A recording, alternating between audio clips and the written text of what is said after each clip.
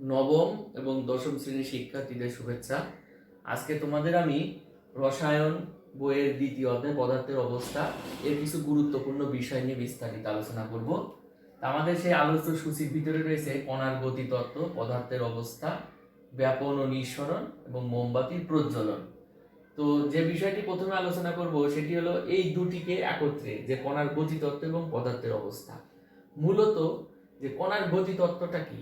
গতিতত্ত্ব হচ্ছে পদার্থের গঠনকারী যে উপাদানগুলি, সেই উপাদানগুলি যদি গতিবেগ যদি খুবই বেশি থাকে, অর্থাৎ তাদের মধ্যকার আন্তঃআণবিক আকর্ষণ শক্তির পরিমাণ যদি খুবই কম থাকে, পদার্থের সেই অবস্থাটিকে আমরা বলি হচ্ছে গ্যাসীয় অবস্থা। এরপরে গ্যাসীয় অবস্থা থেকে যদি তরল অবস্থা বিবেচনা করি, তাহলে তার থেকে কি হবে, এই কণার যে গতিবেগ, এই গতিবেগটা একটু কমে আসবে এবং আন্তঃআণবিক আকর্ষণ শক্তির পরিমাণটা একটু বৃদ্ধি পাবে। তখন সে পদার্থের অবস্থাটাই হচ্ছে তরল। এবং কঠিনের ক্ষেত্রে কি হবে, আন্তঃআণবিক আকর্ষণ শক্তির পরিমাণ সব থেকে বেশি হবে এবং কণার গতিবেগ হবে সব থেকে কম, প্রায় শূন্যের কাছাকাছি বা শূন্যের সমান। সেই ক্ষেত্রে পদার্থের যে ভৌত অবস্থাটি আমরা পাই সেটি হলো কঠিন অবস্থা। তাহলে আমরা দেখতে পাচ্ছি কণার গতিবেগ দিয়ে পদার্থের তিন ধরনের অবস্থা পাচ্ছি: কণার গতিবেগ এবং আন্তঃআণবিক আকর্ষণ শক্তি। এইটা দিয়ে পদার্থের তিনটি ভৌত অবস্থা পাওয়া যায়, একটি হচ্ছে কঠিন, একটি তরল, আর একটি হলো গ্যাসীয়। এটা হচ্ছে আমাদের মূলত যে সাধারণ বিষয় যে কণার। এক্ষেত্রে আমি যে তিনটি চিত্র দিয়েছি, দেখতে পাচ্ছি যে উপাদানগুলো এক্ষেত্রে খুব কাছাকাছি, অর্থাৎ আন্তঃআণবিক আকর্ষণ শক্তির পরিমাণ বেশি এবং ঘন সন্নিবেশিত এবং এদের গতিবেগ খুবই কম। এক্ষেত্রে দেখতে পাচ্ছি যে উপাদানগুলোর মধ্যবর্তী দূরত্ব বেশি, তার মানে আন্তঃআণবিক আকর্ষণ শক্তি কঠিনের থেকে কম এবং এরা বেশ দূরত্বে অবস্থান করছে, মানে গতিবেগ এদের এর থেকে একটু বেশি, এজন্য তরল। এই ক্ষেত্রে কণার গতি সব থেকে বেশি, আন্তঃআণবিক আকর্ষণ শক্তি সব থেকে কম, এজন্য এটি হয়ে গেছে গ্যাসীয়। এরপর আমি আলোচনা করব একটি গুরুত্বপূর্ণ এবং মজার বিষয়, সেটি হচ্ছে ব্যাপন। এখন ব্যাপনের যে বিষয়টা,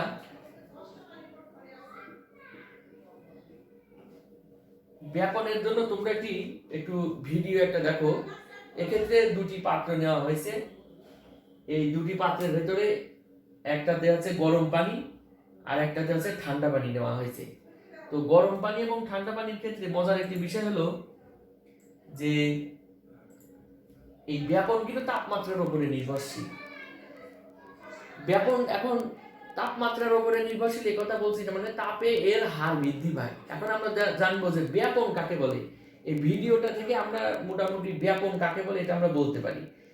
দেখতে পাচ্ছি যে ফোঁটাটি, যখন আমি এই দুই রঙের দুটি নিয়েছি, একটা হচ্ছে কমলা আর একটা হচ্ছে বেগুনি রঙের, যখন ফোঁটাটি দেওয়া হচ্ছে তখন কি ঘটনা ঘটছে, স্বতঃস্ফূর্তভাবে ওই গ্লাসের পানির ভেতরে ওটি ছড়িয়ে পড়ছে। তার মানে কোনো রাসায়নিক পদার্থ উচ্চ ঘন স্থান থেকে নিম্ন ঘনত্বের স্থানের দিকে যখন স্বতঃস্ফূর্তভাবে ছড়িয়ে পড়ে, তখন সেই প্রক্রিয়াটাকে বলা হয় ব্যাপন।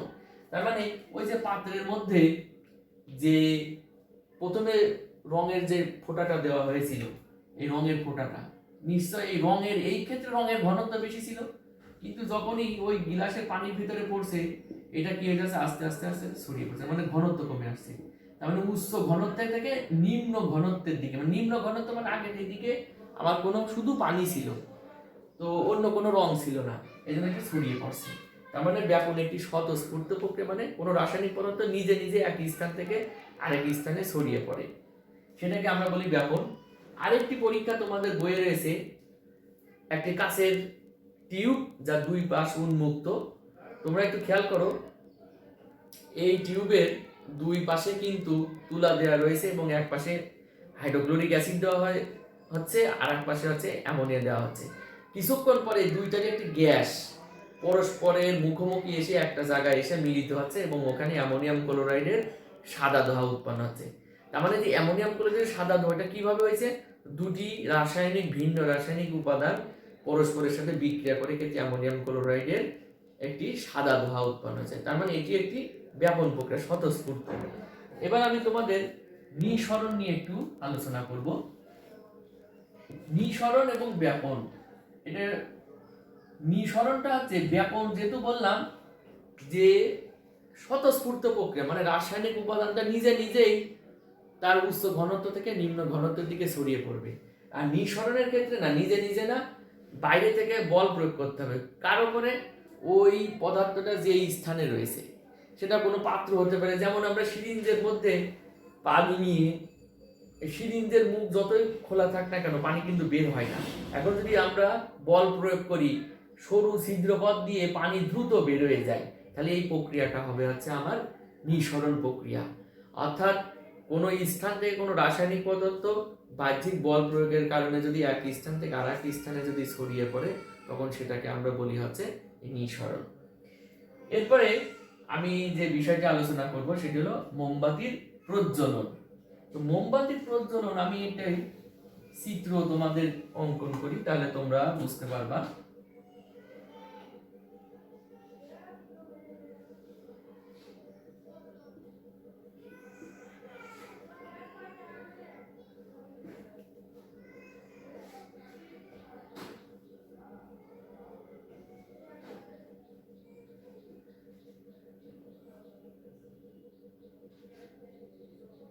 এক্ষেত্রে খেয়াল করো,